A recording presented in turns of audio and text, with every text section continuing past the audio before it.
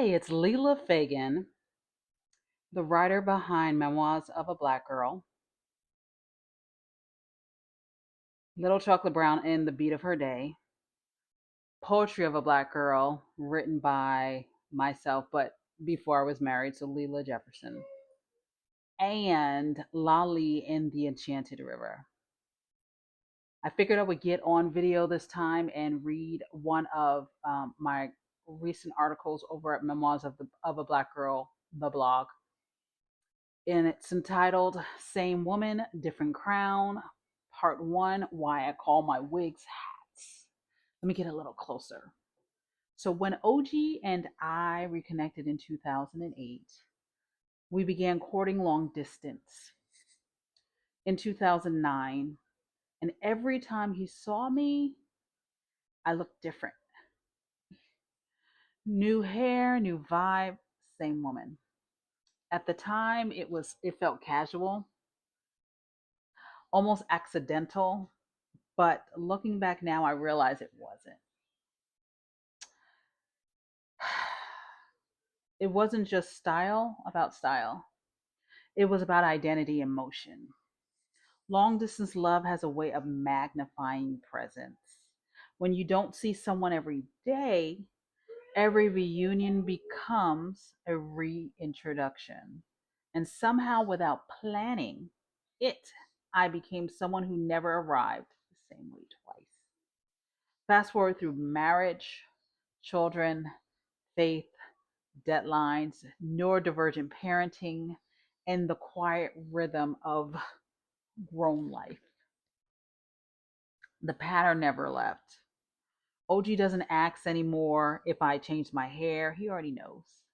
Sometimes it's 6 months, sometimes it's three, sometimes it's the same week. And somewhere along the way, I stopped calling them wigs.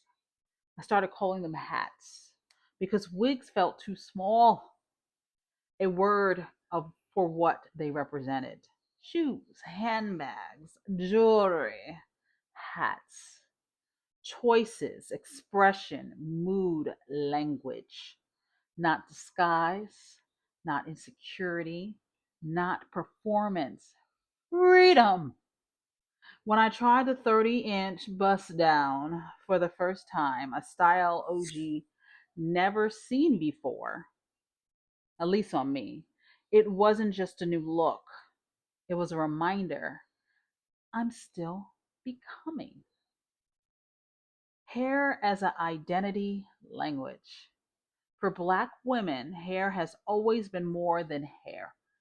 It's history, it's creativity, it's resistance, it's protection, it's joy. As a writer, I've learned that identity is not fixed, it's edited, it's revised, it's rewritten over seasons. As a mother, I've learned that adaptation is not weakness, it's wisdom. As a wife, I've learned that playfulness is not childish, it's intimacy. So when I switch my hats, ooh, child, I am not changing who I am. I'm honoring who I'm becoming. Some people change playlists, some people change cities, some people change careers, and actually, I've done all three. I change crowns. And maybe that's why OG sometimes laughs and says it feels like he's dating the same woman and not.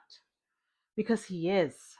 He's married to the core of who I am: the faith, the Brooklyn edge, the writer's heart, the mama's instincts, the quiet resilience. But he's also married to the woman who refuses to fossilize.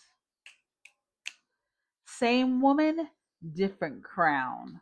Under every hat is the same woman.